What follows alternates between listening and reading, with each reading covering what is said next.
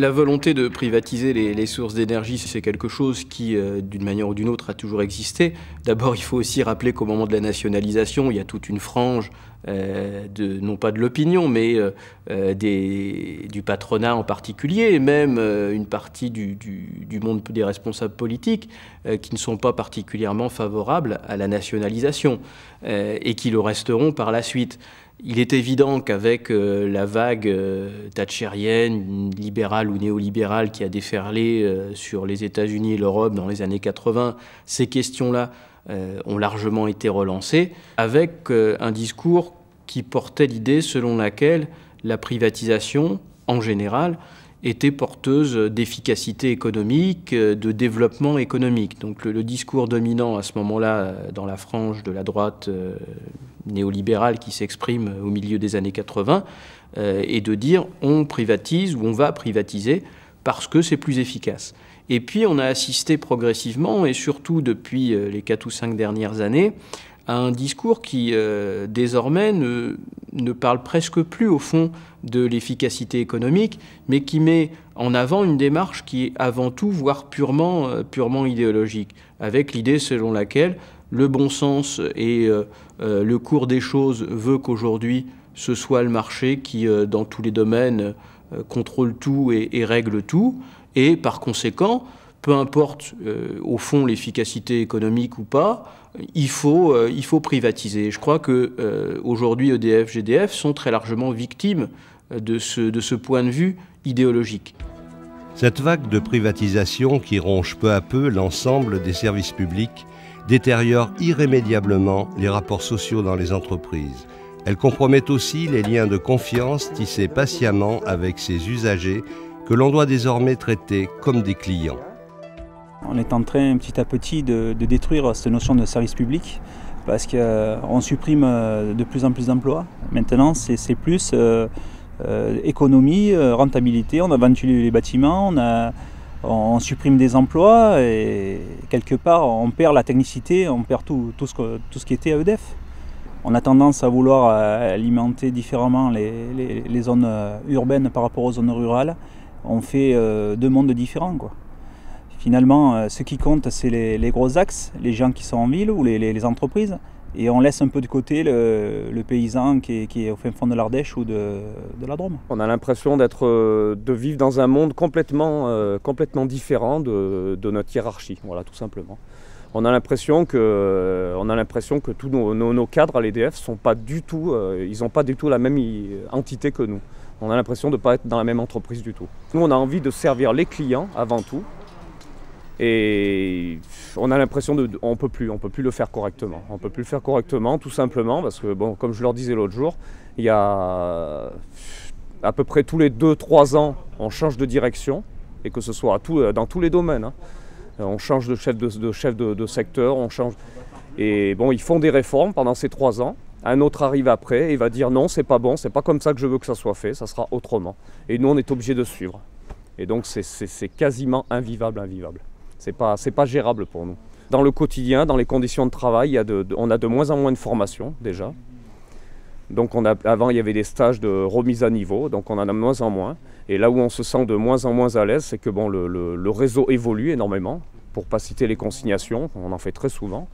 Donc la plupart du temps, sur les consignations, on a l'impression que les entreprises sont plus au courant que nous du boulot qu'il y a à faire. Donc quand on coupe, admettons, une ligne 20 000 volts, et qu'il y a 5-6 personnes qui travaillent dessus et qu'on ne sait pas exactement ce qu'ils font, on est très mal à l'aise, très mal à l'aise. Et j'ai l'impression que le réseau change, le monde évolue, et nous de ce côté-là, on n'évolue pas vraiment. C'est un mal-vivre qui est général, effectivement il y a un mal-vivre général, et parce qu'on a une incertitude actuellement où va l'entreprise.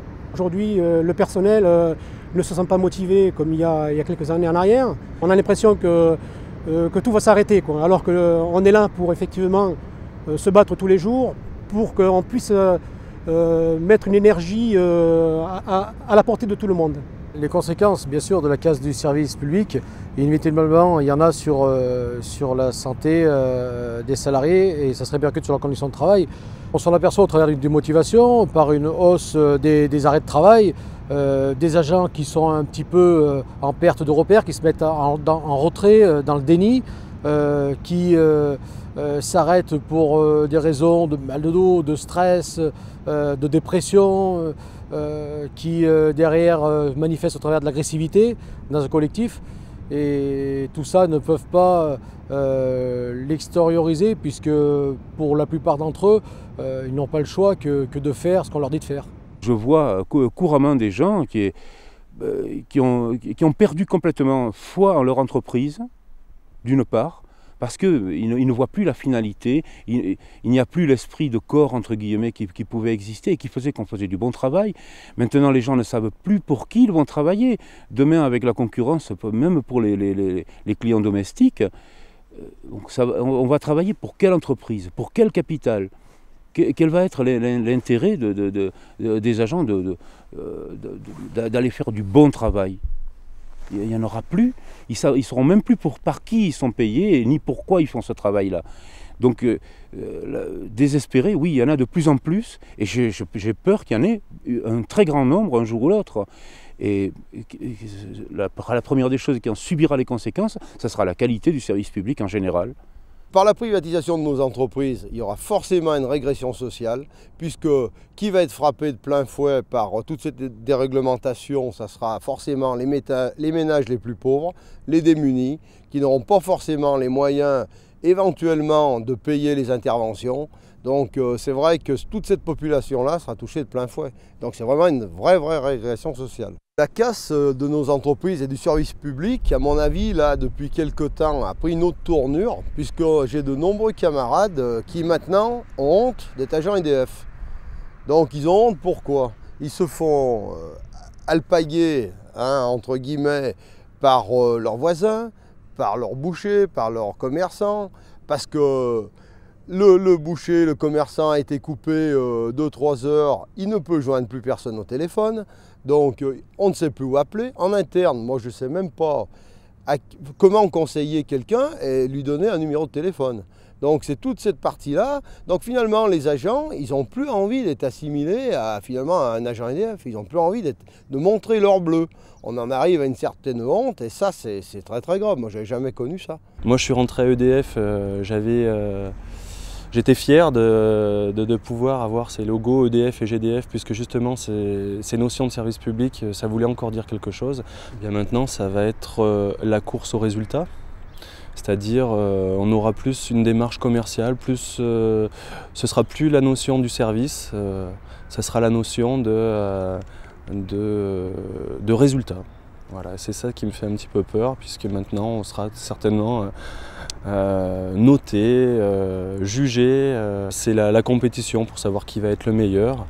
Et ben oui, ça fait peur parce que justement cette solidarité qui existe encore chez les agents peut disparaître quand on va mettre en place cette notion de compétition entre agents.